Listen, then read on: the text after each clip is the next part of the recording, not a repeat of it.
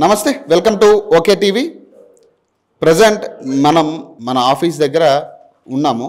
So ఇది already ఒక ఫ్లోర్లో దాదాపు ఇల్లీగల్గా కొంతమంది ఆక్రమించుకోవడానికి ప్రయత్నిస్తూ మనల్ని ఖాళీ చేయించే ప్రయత్నం చేస్తూ ఉన్నారు గత కొంతకాలంగా. దీని మీద మనం ఫైట్ చేస్తూ ఉన్నాం. మనతో పాటు మన పక్కన ఆఫీస్ వాళ్ళు కూడా ఫైట్ చేస్తూ ఉన్నారు. మరి అర్ధరాత్రి సమీపంలో వచ్చి పక్క ఆఫీస్ మొత్తం కూడా ధ్వంసం చేసిన పరిస్థితి. సో మన ఆఫీస్ కూడా దీని పక్కనే ఉంటుంది.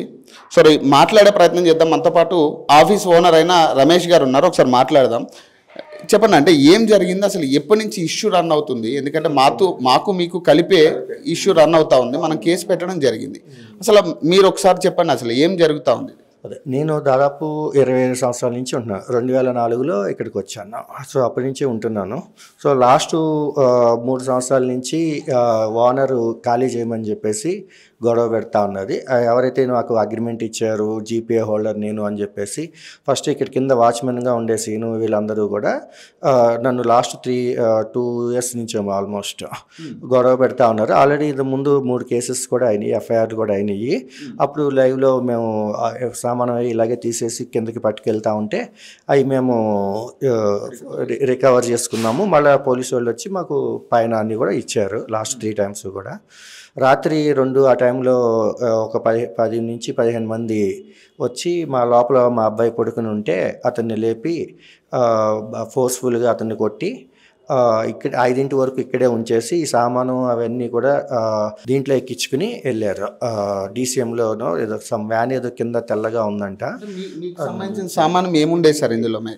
దీంట్లో వచ్చేసి మాకు సామానము, టేబుల్స్, చైర్స్, ఆఫీస్ సంబంధించి 22 సంవత్సరాల నుంచి ఉన్న అన్నీ కూడా ఉన్నాయి. చాలా చైర్స్, టేబుల్స్ అన్నీ ఉన్నాయి దీంట్లో. సిస్టమ్స్, కంప్యూటర్స్, ల్యాప్టాప్స్ అన్నీ ఉన్నాయి. ఇప్పుడు ఖచ్చితంగా ఏ ఒక్కటి కూడా వదిలిపెట్టలేదు. కంప్లీట్ గా కాగితాలతో సహా డాక్యుమెంట్లు కూడా చాలా ఉండాలి. ఆ డాక్యుమెంట్లు కూడా అన్ని మొత్తం తీసుకుని వెళ్ళిపోయారు. ఒక్కసారి ఇదంతా ఒకసారి చూపిస్తే మొత్తం ఎక్కడికెక్కడ ధ్వంసం చేసి క్లియర్గా మొత్తం ఈ సామానం అంతా కూడా డిసెంబర్లో ఎక్కించుకుని అర్ధరాత్రి పూట, నిజంగా వాళ్ళ దర్జాగా రావాలనుకుంటే మార్నింగ్ పూట రావచ్చు, మాట్లాడుకోవచ్చు. నిజంగా ఇది లీగల్ అయితే వాళ్ళు డైరెక్ట్గానే చేయొచ్చు. కానీ ఇల్లీగల్ కాబట్టి అర్ధరాత్రి 10-15 మందిని పంపించి ఈ రకమైన పరిస్థితి ధ్వంసం చేయడం, ఈ రకమైన పరిస్థితులు తీసుకురావడం, ఇబ్బందులు పెట్టడం అనేది కరెక్ట్ కాదు. కేవలం దీంట్లో కొంతమంది ఇన్వాల్వ్ అవ్వడం, ఇక్కడ ఎవరైతే సెక్యూరిటీగా పనిచేసిన శ్రీనివాస్ కావచ్చు, లేదా కింద మెడిస్టార్ అనే హాస్పిటల్ వాళ్ళు కావచ్చు, కలిసి ఆడుతున్న ఒక డ్రామా. ప్రధానంగా దీని ఓనర్ ఎవరైతే బిల్డింగ్ అసలు ఓనర్ అయితే ఇక్కడ లోకల్లో లేరు. ఆయన ఉన్నారా లేకపోతే ఎక్కడున్నారా అనే దాని మీద ఇప్పటికీ ఒక సమాచారం లేదు. ఇక్కడంతా నడిపించేదంతా కూడా ఈ వాచ్మెన్గా ఉండే వ్యక్తి, అలాగే కిందున్న మెడిస్టార్కి సంబంధించిన వాళ్ళే ఈ బిల్డింగ్కి సంబంధించి కంప్లీట్గా ఆక్రమించే ప్రయత్నంలోనే మనల్ని ఖాళీ చేయించే ప్రయత్నం చేస్తూ ఈ రకమైన విధ్వంసం సృష్టిస్తూ ఉన్నారు. చూడొచ్చు, రమేష్ గారు చెప్తా ఉన్నారు క్లియర్. 15 రోజుల నుంచి కూడా ఈ మెడిస్టార్కి సంబంధించిన మల్లికార్జున్ రెడ్డి అని చెప్పేసి నన్ను అప్రోచ్ అవుతా ఉన్నాడు. వచ్చి చాలా నన్ను ఫోర్స్ఫుల్గా బెదిరించడము అవి ఇవి. లాస్ట్ ఒక 1 month, ఆల్మోస్ట్ 1 month నుంచి కూడా రెగ్యులర్గా రావడము, నన్ను బెదిరించడము, మీరు ఖాళీ చేయండి అని చెప్పడము, మీరు ఖాళీ చేయకపోతే మేము అంతా చూస్తాము, మిమ్మల్ని మేము చంపేస్తాము, ఇట్లాగా చెప్పుకుంటే ఏం కావాలంటే ఇప్పుడు మెడిస్టార్ వాళ్ళు ఇంట్రెస్ట్, మేము ఖాళీ చేస్తే మెడిస్టార్ హాస్పిటల్ వాళ్ళు ఇది మాకు హాస్పిటల్కి ఇది కావాలి, సో మీరు ఖాళీ చేస్తే మేము హాస్పిటల్కి ఇచ్చుకుంటాము, సో మాకు ఇప్పుడు కావాలి, మీరు ఇప్పుడు ఖాళీ చేయండి అని చెప్పి లాస్ట్ 15-20 ఒక 1 month నుంచి కంటిన్యూగా అతను మమ్మల్ని బాగా ప్రెజర్ చేస్తున్నారు. మీరు ఎన్ని సంవత్సరాల నుంచి ఉంటున్నారు సార్ ఇక్కడ? మేము దాదాపు 21 సంవత్సరం నుంచి ఉంటున్నాము. 2004 నుంచి ఇక్కడే ఉంటున్నాము. అన్ని అగ్రిమెంట్స్ మీద పక్కాగా ఉన్నాయి? అన్ని పక్కాగా ఉన్నాయి, అన్ని అగ్రిమెంట్లు అన్ని ఎవ్రీథింగ్ అన్నీ ఉన్నాయి. సో ఆల్రెడీ ఇంతకు ముందు కూడా ఇలాగే జరిగితే కూడా 3 సార్లు పోలీస్ స్టేషన్లోకి వెళ్ళి ఎఫ్ఐఆర్ చేసాము. వాళ్ళు వచ్చేసి కూడా హైకోర్టుకి వెళ్ళి రిట్లో కూడా క్లియర్గా చెప్పారు, మేము ఇక్కడ ఉన్నాము ఇది అని కూడా చెప్పారు. వాళ్ళు వెళ్ళి రిట్ చేసుకున్నారు, దాని వల్ల ఆపుకున్నారు వాళ్ళు. సో ఆల్రెడీ 3 సార్లు మనము ఎఫ్ఐఆర్ చేసాము, పోలీస్ స్టేషన్కి వెళ్ళాము. ఇలాగే సామాను అన్నీ తీసి కింద పెడితే అప్పుడు మేము లైవ్లో పట్టుకుని తీసుకొచ్చి మళ్ళీ పైన మా సామాను మేము పైన పెట్టుకున్నాము. అయితే రాత్రి 2 వరకు కూడా సామాను అన్నీ బయటికి వెళ్ళే వరకు మా అతన్ని ఇక్కడే ఉంచేసి నువ్వు ఎక్కడికి వెళ్ళొద్దు అని చెప్పేసి ఆల్రెడీ 2 లెఫ్ట్ అండ్ రైట్ ఉండేసి మా అబ్బాయిని పట్టుకుని ఫోన్లు కానీ ఏమీ చేయనివ్వకుండా 5 వరకు కూడా అసలు ఫోన్లు కానీ ఏమీ చేయనివ్వకుండా మొత్తం సామాను అన్నీ ఖాళీ చేసే వరకు మా అబ్బాయిని బయటికి వెళ్ళనివ్వలేదు. ఏం సార్ ఇంట్రెస్ట్ ఏంటంటే బేసిక్గా ఓనర్ ఇక్కడ ఉండరు, కంప్లీట్గా దీని రైట్స్ అంతా కూడా ఓనర్ చేతిలో ఉండాలి చేశారు ఆల్రెడీ ఇప్పుడు. సో ఓన్లీ హాస్పిటల్ వాళ్ళు ఇది ఆక్యుపై చేసుకోవాలన్న ఒకే ఒక ఉద్దేశంతో చేశారు ఇది. ఈ వాచ్మెన్ పరిస్థితి ఏంటి సార్? శ్రీనివాస్ అనే అతను ఈ హాస్పిటల్ అతను కలిసి ఇదంతా చేశారు. ఫస్ట్ వచ్చేసి వాచ్మెన్ శ్రీనివాస్ నాకు జీపీఏ ఇచ్చారు అని చెప్పి ఆల్రెడీ హైకోర్టులో సబ్మిట్ చేశాడు, నాకు జీపీఏ ఇచ్చారని. మళ్ళీ 1 month బ్యాక్ లేదు శ్రీనివాస్ది జీపీఏ క్యాన్సిల్ చేశారు, నాకు ఇచ్చారు అని చెప్పేసి ఈ మల్లికార్జున రెడ్డి అనే అతను వచ్చి మమ్మల్ని బెదిరించడము మాట్లాడటము అవి చేస్తూ ఉన్నాడు. అంటే బేసిక్గా ఇప్పుడు ఈ బిల్డింగ్ ఓనర్స్ని ఎవరైనా అప్రోచ్ అవ్వడానికి ట్రై చేశారా? గతం నుంచి కూడా ఈ ఇష్యూ రైజ్ అయినా అసలు ఓనర్కి సంబంధించి కాంటాక్ట్ డీటెయిల్స్ కానీ నెంబర్ కానీ ఏది కూడా లేదు. సో అది ఏమిటనేది తెలియట్లేదు. అంటే బేసిక్గా ఇప్పుడు ఇప్పటి వరకు ఓనర్ చూడలేదు, కంప్లీట్గా శ్రీనివాస్ అనే వ్యక్తి అసలు శ్రీనివాస్ అనే వ్యక్తి ఫోర్స్గా చేస్తున్నాడే కానీ ఓనర్తో మాకు ఎప్పుడు కాదు, అసలు ఓనర్తోనూ మాకు ఎటువంటి ప్రాబ్లము లేదు. కానీ ఆ ఓనర్ ఆమె ఎవరికో జీపీఏ ఇచ్చింది శ్రీనివాస్ రెడ్డికి అని చెప్పేసి ఆ శ్రీనివాస్ రెడ్డి అనే అతనే ఇదంతా చేస్తా ఉన్నారు. మీరేం చెప్తారు సార్? దాదాపు మొత్తం కూడా మీ సామానం మొత్తం క్లియర్ చేసి పట్టుకెళ్ళడం చూశారు, మీరు దౌర్జన్యం చేసినట్టు ఇది. సో మీరేం చెప్తారు? మీరేం దీనికి సంబంధించి మీరేం అడుగుతారు? ఇంకా మొత్తం మా సామాను అన్నీ వెళ్ళిపోయినాయి, ల్యాప్టాప్స్, సిస్టమ్స్ అన్నీ చాలా వాల్యుబుల్ డాక్యుమెంట్స్ ఇవన్నీ మొత్తం బయటికి వెళ్ళిపోయినాయి. ఆల్రెడీ లాస్ట్ 3 times రికవర్ అయినాయి కానీ ఇప్పుడు మరి బయటికి వెళ్ళిపోయినాయి. మరి ఉండి పోలీసు వాళ్ళే మరి దీన్ని చూసి మా సామానం మాకు ఇప్పించి మళ్ళీ చేయాలి. ఏదన్నా ఉంటే తర్వాత కోర్టులో వెళ్ళమని అఫీషియల్గా ఏదైతే ఉందో అది చేసుకోమని చెప్పండి. ఇది పరిస్థితి, చాలా దౌర్జన్యం. ఎందుకంటే ఒక్కసారి ఇవన్నీ కూడా బేసిక్గా అది ఒక్కటే రూమ్ కాదు, దాదాపు ఇవంతా కూడా ఆఫీస్ సెటప్, ఇక్కడంతా సిస్టమ్స్, టేబుల్స్, ల్యాప్టాప్స్ ఉన్న ఏరియా ఇదంతా.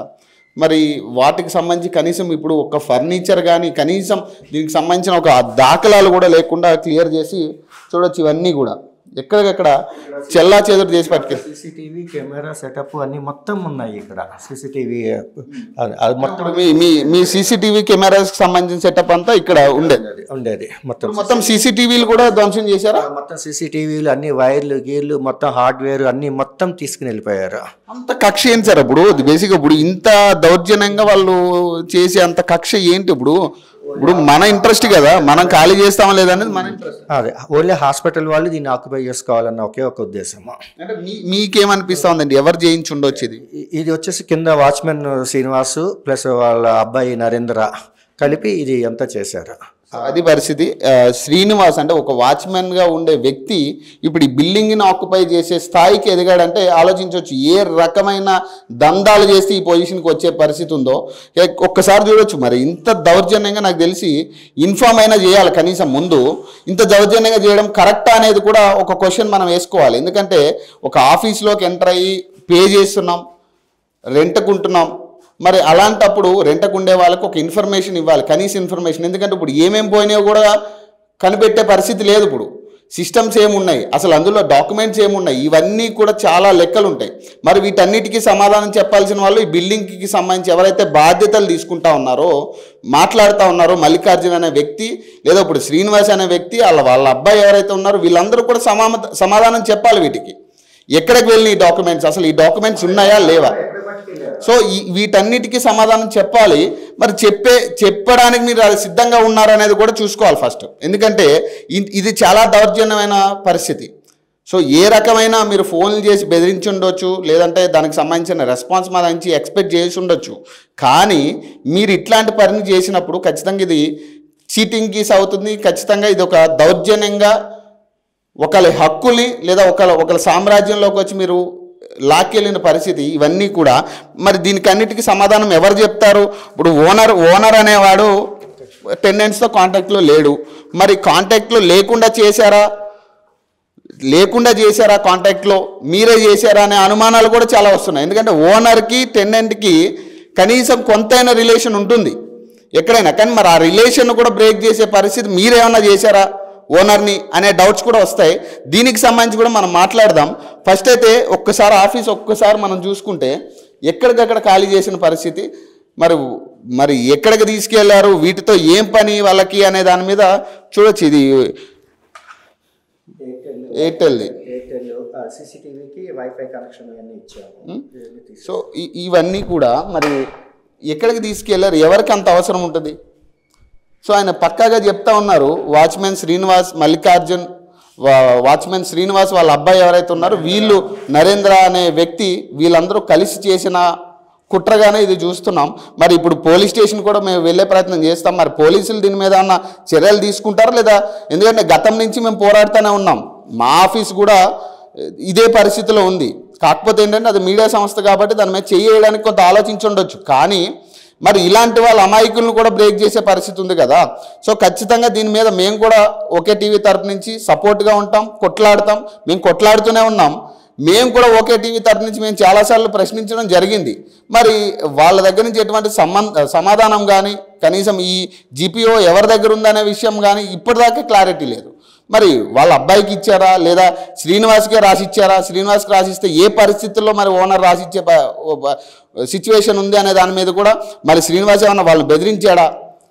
ఇలాంటి అనుమానాలు చాలా వస్తున్నాయి. సో ఖచ్చితంగా ఇలాంటి పరిస్థితులు మళ్ళీ ఓకే టీవీకి కూడా వచ్చే ఛాన్స్, ఎందుకంటే ఇది ఖచ్చితంగా ఒక కుట్రపూరితంగానే చేస్తూ ఉన్నారు బిల్డింగ్ మొత్తం. సో మెడిస్టార్ అనే హాస్పిటల్ కూడా అదేమి స్వచ్ఛందంగా సంస్థ ఏమి కాదు. ఏదో ఏమంటారు దాన్ని, మంచి పనులు చేసి ఏదో ఫ్రీ వైద్యం చేసే సంస్థ అయితే కాదు. కోట్లు లక్షలు దోచుకున్న పరిస్థితులు కూడా మెడిస్టార్కి. అదేమి పెద్ద మంచి చరిత్ర ఉన్న హాస్పిటల్ కూడా కాదు అది. సో ఖచ్చితంగా వీళ్ళ అంతు తేల్చే పరిస్థితి ఖచ్చితంగా ఉంటుంది. ఖచ్చితంగా ఇప్పుడు మేము పోలీస్ స్టేషన్కి వెళ్తున్నాం. పోలీస్ స్టేషన్లో వాళ్ళు ఎట్లా రియాక్ట్ అవుతారనే దాని మీద నెక్స్ట్ వీడియో పెట్టడం జరుగుతూ ఉంది. ఖచ్చితంగా ఇది ఒక కుట్రపూరితంగానే జరుగుతుంది అనేది మేము చెప్తున్నమాట. సో ఖచ్చితంగా ఇలాంటి వాటికి సమాధానం చెప్పించాల్సిన బాధ్యత పోలీసుల మీద ఉంది అనేది మేము ఇంకొకసారి గుర్తు చేస్తూ ఉన్నాం. సో మరిన్ని అప్డేట్స్ కోసం చూస్తూనే ఉండండి ఓకే టీవీ.